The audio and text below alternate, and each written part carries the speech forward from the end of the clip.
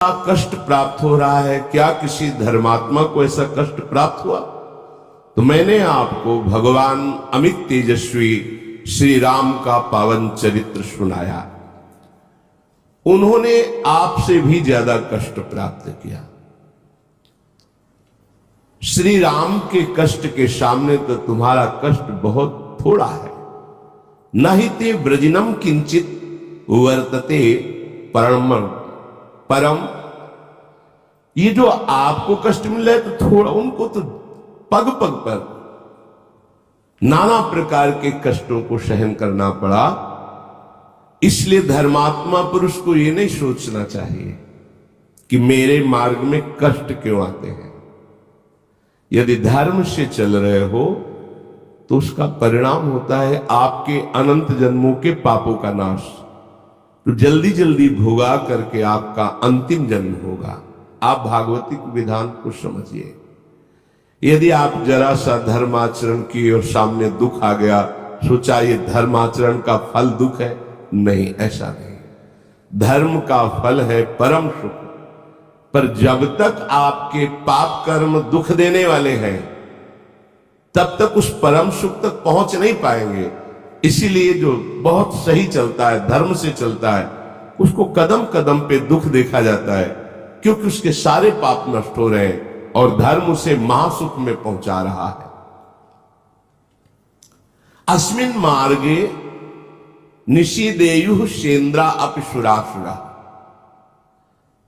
बड़े बड़े धर्मात्मा देवता या असुर या मनुष्य कोई भी हो, कष्ट पूर्वक धर्म के मार्ग में चले। धर्म का तात्पर्य ही है सारे अशुभों को नष्ट करना। अशुभों का फल ही है दुख। धर्म पूर्वक चलो और दुख सहन कर लो, माया प्रपंच से ऊपर उठ जाओगे। तो ऐसे धर्म में काहे को चले? तो फिर पाप करो और पूर्व पाप और पुण्य उनका भोग करते हुए जन्मते मरते रहो, नाना प्रकार की योनियों में भटकते रहो। देखो, तुम्हें बिल्कुल चिंता नहीं करनी चाहिए। मार्कंडे जी कह रहे हैं, अरे जिसके गांडीव धनुषधारी अर्जुन जैसे भाई हो, भयंकर पराक्रमी गदाधारी भीमसेन हो और माद्री नंदन नकुल सहदेव हो, तो आप जैसे धर्मात्मा पुरुष के ऐसे सहायक है। आप तो मरुदगणों सहित देवराज इंद्र को भी परास्त करने की अब सामर्थ्य रखते हैं। अब आपको शोक नहीं करना चाहिए। तुम्हारे जैसा महात्मा धर्मात्मा शोक के योग्य नहीं है। अब तुम इस शोक का त्याग कर दो कि वनवास में मुझे बहुत कष्ट मिल रहा है। सच्ची, यदि संतों का समागम ना हो तो परमार्थ में चलना असंभव ही है। क्योंकि ऐसी झकझोर आती कि लगता है क्या ये फल है हमारी तपस्या का, हमारी साधना का ये फल है? नहीं नहीं, ये तो पवित्र किया जा रहा है। फल तो प्राप्त होगा तो अखंड प्रसन्नता, अखंड सुख, कदम कदम पे दुख। ये वीरों का मार्ग है, कायरों का नहीं कि दुख देखा विपत्ति देखी भाग पड़े। ये मार्ग बहुत सहनशील चाहिए। इसीलिए सबसे पहला परमार्थ के पथिक का लक्षण है तितिक्षवा, माने सहनशील। हर बात सहूंगा, हर कष्ट सहूंगा, कभी आपसे शिकायत नहीं करूंगा। ये पक्का समझ लो। बिना ऐसी निष्ठा ले आप इस पे नहीं चल सकते, नहीं चल सकते। ये निश्चय कर लो कि मुझे इस जन्म में भगवत प्राप्ति करनी है।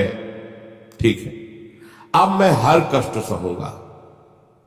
आप जैसे जैसे ज्यों ज्यों राखत हो त्यों त्यों रहियत हो हरी। हम प्रश्न नहीं करेंगे आप मुझे ऐसे कष्ट में क्यों रखते हैं। बड़े बड़े महापुरुषों को देखा गया है, ऐसे अधर्माचरण करने वालों को भी देखा है कि जुखाम नहीं, कुछ नहीं, खाए पिए बैठे चले गए, दिल फेल हुआ चले गए। बड़े बड़े महापुरुषों कैंसर ये वो, महीनों बिस्तर में ऐसे क्यों? अब इनका आखिरी जन्म है। अब ये भगवान के परम धाम में जा रहे हैं। जिन श्री ओंकारानंद सरस्वती जी की चर्चा करते थे तो वहां के समीप के जन आए तब बताया कि एक दिन खड़ाऊ रपट गई, हाथ टूट गया, एक गृहस्थ के घर गए। अब ऐसी पीड़ा भयंकर हुई, औषधि आदि ज्यादा और लेते नहीं थे।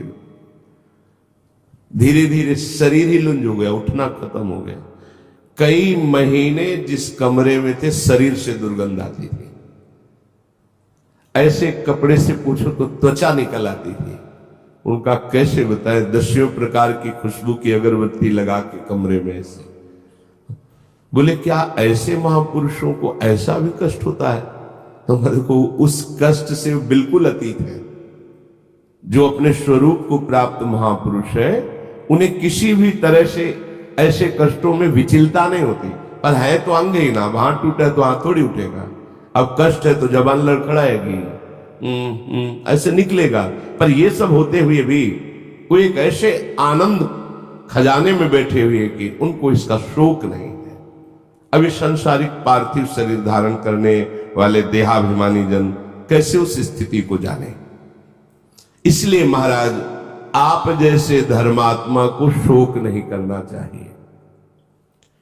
युधिष्ठिर जी ने कहा महाराज आपने मेरी बात तो बता दी कि धर्मात्मा हो, ऐसे बलिष्ठ भाई हैं, लेकिन ये देवी द्रौपदी इतने कष्ट को क्यों प्राप्त हो रही? इनकी क्या गलती थी? द्वित कीड़ा मैंने की, दांव पर इनको मैंने लगाया और इन्होंने ही मुझे छुड़ाया। जब गांधारी जी ने देखा कि अब तो जब भगवान ने चीर बढ़ा दिया, अब तो सर्वनाश कर देगी ये देवी, तब हाथ जोड़कर कहा धृतराष्ट्र जी से तुरंत राजी करो द्रौपदी को, नहीं पतिव्रता है, पूरी सभा नष्ट हो जाएगी। मैं जानती हूं पतिव्रता की सामर्थ्य, क्योंकि स्वयं वो गांधारी जी पतिव्रता है। वो एक संकल्प में बड़े बैठे हुए महापुरुषों को भी भस्म कर सकती है। तब द्रौपदी जी ने ही तो मुक्त करा है अपने पतियों को अस्त्रों सहित, पर पुनः फिर षड्यंत्र रच करके एक दांव में 12 वर्ष का वनवास, 1 वर्ष का अज्ञातवास। पर ऐसी देवी मेरा त्याग नहीं किया, वनवास भी मेरे साथ है, फिर भी उसका अपहरण हुआ जयद्रथ के द्वारा, बलपूर्वक अपहरण किया गया, जो ऐसी देवी का नहीं होना चाहिए।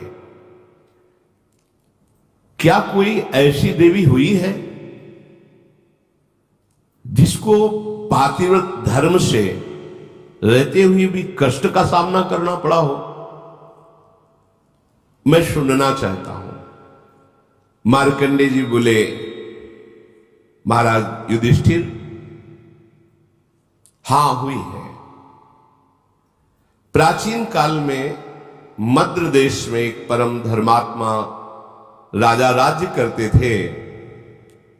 वो ब्राह्मण भक्त थे, विशाल हृदय, सत्य बोलते थे और जितेंद्री थे।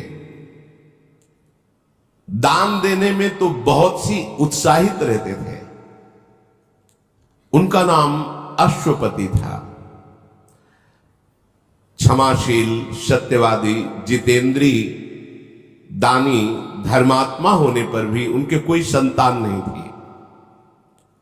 जब देखा कि बहुत अवस्था बीत गई, कोई संतान नहीं, कोई राजगद्दी संभालने वाला, तो उन्होंने संतान उत्पत्ति के लिए कठोर नियमों को धारण किया। निश्चित समय शाम के सूर्य उदय के बहुत पहले थोड़ा सा प्राण पोषण के लिए ले लेना और निरंतर ब्रह्मचर्य रह करके साधन परायण रहना, पूर्ण इंद्रियों का संयम। अश्वपति बड़े बड़े विद्वानों के साथ उनके बताए हुए अनुष्ठान गायत्री मंत्र के द्वारा 1 लाख आहुति रोज देना, रोज 1 लाख गायत्री मंत्र पूर्ण करते हुए आहुति देना और जितेंद्रिय रहकर अल्पाहार करके साधन परायण रहना। 18 वर्ष बीत गए साधन करते हुए। देख लो, 4 दिन साधन में लगते हो, चाहते हो कि परिणाम आया कि नहीं आया, वो व्यर्थ नहीं जाएगा, पर धैर्यवान रहो। ये परमार्थ है, तुम्हारे अनंत जन्मों के पाप जमा है, कोई 1-2 जन्म के थोड़ी जमा है। उबने की जरूरत नहीं है।